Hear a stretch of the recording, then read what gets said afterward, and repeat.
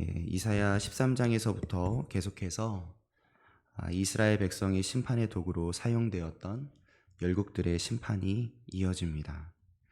특별히 어제 읽은 17장의 12절부터 또 오늘 함께 읽은 18장의 말씀은 온 나라를 떨게 했던 나라, 누가 보아도 결코 망할 것 같지 않은 나라, 강대국 아수르가 곧 멸망할 것임을 드러내시는 부분입니다. 아수르가 어떻게 되는지 어제 함께 읽었던 본문 중에 7장 12절부터 14절까지 같이 함께 읽어보도록 하겠습니다. 7장 12절부터 14절까지입니다. 함께 읽겠습니다. 슬프다 많은 민족이 소동하였으되 바다 파도가 치는 소리같이 그들이 소동하였고 열방이 충돌하였으되 큰 물이 몰려옴 같이 그들도 충돌하였도다. 열방이 충돌하기를 많은 물이 몰려옴과 같이 하나 주께서 그들을 꾸짖으시리니 그들이 멀리 동아망이 산에서 겨가 바람 앞에 흩어짐 같겠고 폭풍 앞에 떠도는 티끌 같을 것이라. 보라, 저녁에 두려움을 당하고 아침이 오기 전에 그들이 없어졌나니 이는 우리를 노략한 자들의 몫이요 우리를 강탈한 자들의 보응이니라. 아멘. 하나님이 열방을 꾸짖으실 텐데 하나님이 꾸짖으시면 마치 산에서 부는 바람 때문에 겨가 여기저기로 흩어져 날아가듯이 그들이 도망하게 될 것이고, 하나님이 꾸짖을 그 시대가 되면 열방은 폭풍에 정신없이 흩어지는 티끌처럼 먼지처럼 흩어져 사라지게 될 것이라고 선언하십니다. 그들이 왜 그렇게 된다고 선언하십니까? 이는 우리를 노력한 자들의 몫이고 우리를 강탈한 자들의 보응이다. 하나님의 사랑하는 백성들을 노력하고 강탈했기 때문에 하나님께 받게 될 심판이라고 선언합니다. 자, 그것을 우리가 기억하면서 이제 오늘 본문 18장으로 넘어가도록 하겠습니다. 오늘 본문 18장 1절부터 2절까지를 함께 읽어보도록 하겠습니다. 18장 1절부터 2절까지입니다. 슬프다 구스의 강 건너편 날개치는 소리나는 땅이여, 갈대 배를 물에 띄우고 그 사자를 수로로 보내며 이르기를 민첩한 사절들아, 너희는 강들이 흘러 나누인 나라로 가되 장대하고 준수한 백성 곧 시초부터 두려움이 되며 강성하여 대적을 밟는 백성에게로 가라 하는도다. 여기서 구스라는 지명이 나오는데 이 구스는 에디오피아를 말합니다. 당시 에디오피아는 이 아수르의 위협에 맞서기 위해서 여러 주변 국가들과 동맹을 맺으려고 했습니다. 그래서 갈대배를 탄 사자들, 즉 에디오피아의 사절단들이 이스라엘로 온 것이죠. 아마 이스라엘 백성들은 에디오피아의 사절단의 모습을 보고 많이 놀랬던 것 같습니다. 에디오피아 사람들을 오늘 표현하는데 장대함, 준수함, 시초부터 두려움이 된 사람들, 강성하여 대적을 밟는 백성이라고 표현한 것을 보면 우리가 알 수 있죠. 그런데 그 에디오피아에서 온 사자들에게 이사야가 뭐라고 말하고 있습니까? 너희는 강들이 흘러 나누인 나라, 장대하고 준수한 백성에게로 돌아가라고 말합니다. 즉 다시 에디오피아로 돌아가라고 선포하죠. 그리고 이어지는 3절에서는 이사야가 말하고 있는 그 대상이 훨씬 더 넓어집니다. 이제 에디오피아에서 온 사자들에게만이 아니라 세상의 모든 거민에게로 말씀을 들어야 하는 대상이 확대됩니다. 3절 함께 읽어보도록 하겠습니다. 세상의 모든 거민, 지상에 사는 너희여, 산들 위에 기치를 세우거든 너희는 보고 나팔을 불거든 너희는 들을지니라. 에디오피아의 사자들에게, 그리고 이제는 세상에 있는 모든 사람들에게 선포합니다. 뭐라고 선포합니까? 기치, 하나님의 깃발이 세워지는 날, 하나님의 나팔이 울려지는 날이 올 것이라고 선언합니다. 조용히 감찰하시던 하나님, 햇빛 같고 이슬과 같은 하나님이 드디어 유다를 침략한 아수르를 낯으로 연한 가지를 베듯이 또 퍼진 가지를 찍어버리듯이 멸망하게 하시리라고, 또 베어지고 찍어진 그 가지 아수르를 산의 독수리들과 땅 짐승들에게 던져버리실 것이라고 선포합니다. 그 이후 어떻게 된다고 하십니까? 7절입니다. 7절도 함께 읽어보겠습니다. 그때에 강들이 흘러나누인 나라에 장대하고 준수한 백성, 곧 시초부터 두려움이 되며 강성하여 대적을 밟는 백성이 만군의 여호와께 드릴 예물을 가지고 만군의 여호와의 이름을 두신 곳 시온산에 이르리라. 에디오피아 백성들이 만군의 여호와의 이름 앞으로, 살아계신 하나님 앞으로 나오게 될 것이라고 예언합니다. 여기까지가 오늘 18장의 내용입니다. 혹시 이 말씀을 읽고 무언가 여러분 안에 새롭게 발견되어지고 깨달아지는 것이 있으십니까?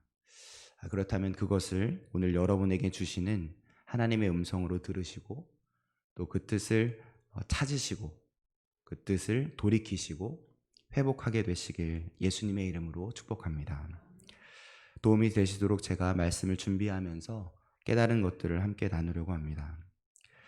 이사야가 이 앞장에서 충분히 예언했듯이 이사야의 예언대로 하나님의 백성인 이스라엘이 하나님의 백성답게 살아내지 않아서 강대국 열방이라 부르는 아수르에게 노략을 당하고 강탈을 당하게 됩니다.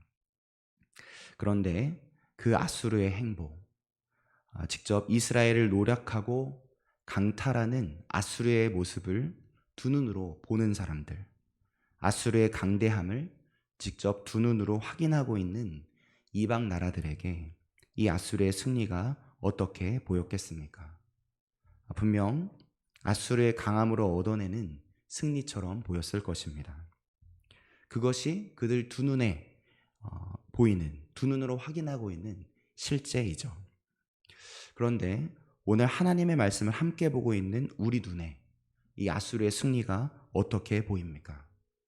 아수르의 승리가 아수르가 더 강했기 때문이고 아수르의 군사력이 더 대단해서였습니까? 아니죠. 우리에게 있어서 아수르의 승리는 눈앞에 보이는 그들의 강대함 때문이 아니라 우리 두 눈에 보이지 않으시는 하나님, 우리 눈에 보이는 것 그 너머에 계신, 그래서 온 우주와 세계의 역사를 주관하신 하나님이 그렇게 할 수 있도록 잠깐 허락하신 것뿐임을 발견하게 되는 것입니다. 하나님이 열방을 사용하셔서 하나님의 백성답게 살아내지 못하는 이스라엘 백성들을 혼내시고 그 심판을 통해서 다시 당신만 의지하는 백성으로, 살아계신 하나님의 백성으로 다시 돌아설 수 있도록 하나님이 계획하셨기에 아수르가 승리할 수 있었던 것이죠. 다시 말해서 이스라엘의 패배, 아수르의 승리는 아수르의 강함 때문이 아니라 하나님이 허락하심 때문이었다는 것입니다. 그 아수르를 통한 하나님의 허락하신 이 심판은 당신의 백성들인 이스라엘을 완전히 멸망하게 하시려는 목적이 아니라 하나님을 떠나고 하나님 아닌 다른 것을 의지하며 살았던 그들이 이제 다시 다른 나라를 의지하는 것이 아니요, 풍성함을 의지하는 것이 아니요, 오직 하나님만 그들의 의지할 분이심을, 오직 하나님만이 그들의 피난처이심을 다시금 깨달을 수 있도록, 다시 그들이 살아계신 하나님을 향해 설 수 있도록 하나님만 의지하도록 다시 돌이키게 하시려는 하나님의 애쓰심이요 하나님의 열심이었던 것이죠. 그러나 눈을 떠서 자기 눈앞에 펼쳐지는 상황으로 모든 것을 판단하고 있는 이방 사람들에게는 눈에 보이지 않으시나 우리를 비추는 햇빛과 같이, 가을에 맺히는 안개 이슬과 같이 참으로 실제하시는 하나님을 보지 못하는 사람들에게는, 인류의 역사 그 위에서 조용히 감찰하고 계신 알파와 오메가이신 하나님의 살아계심을 인지하지 못하는 사람들에게는 그저 눈앞에 보이는 아수르의 승리만이, 아수르의 강대함만을 볼 수 있을 뿐인 것입니다. 그렇습니다. 강대국 아수르의 막을 수 없는 침략을 보았던 수많은 사람들에게는 자신들의 눈앞에 보이는 아수르의 강함이 실제였을 것입니다. 그 뒤에 계신 분, 그 상황 뒤에 계신 분, 참 실제이신 하나님을, 당신의 백성을 향한 하나님의 그 평안없는 사랑의 손길을 그들은 상상할 수도 인지할 수조차도 없었을 것이죠. 하지만 우리들은 압니다. 아수르가 이스라엘 백성을 다시 돌이키게 하시려는 하나님의 도구일 뿐이었다는 것을. 세상 모든 사람들은 당신들의 눈앞에 펼쳐지는 아수르의 군사력이 실제인 줄 알겠지만 하나님의 백성인 우리들에게는 우리 눈앞에 보이는 것, 그 너머에 계신 하나님의 손이 참 실제라는 것을 우리는 압니다. 여러분, 아멘이십니까? 정말 우리의 삶을 다한 아멘이시길 예수님의 이름으로 축복합니다. 여러분, 오늘 읽은 마지막 장 18장 7절의 예언을 다시 한번 기억해 보시길 바랍니다. 두 눈으로 볼 때 정말 실체처럼 보였던 아수르가, 그 강대한 나라 아수르가 멸망한 날이 곧 올 것이요, 참 실제 되신 여호와께 드릴 예물을 가지고 에디오피아 백성이 나오게 될 것이라고, 만군의 여호와의 이름을 두신 시온산에 이르게 될 것이라는 말씀을 오늘 마지막 절 7절에 약속하십니다.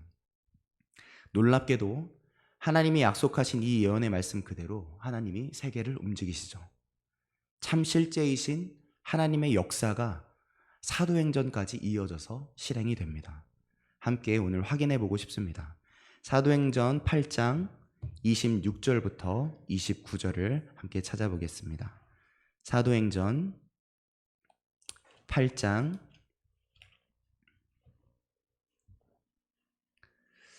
26절에서 29절입니다. 제가 가진 성경으로는 신약 성경 200페이지쯤에 있습니다. 사도행전 8장 26절부터 29절까지 교독하겠습니다. 제가 26절부터 읽겠습니다. 29절까지입니다. 주의 사자가 빌립에게 말하여 이르되 일어나서 남쪽으로 향하여 예루살렘에서 가사로 내려가는 길까지 가라 하니 그 길은 광야라.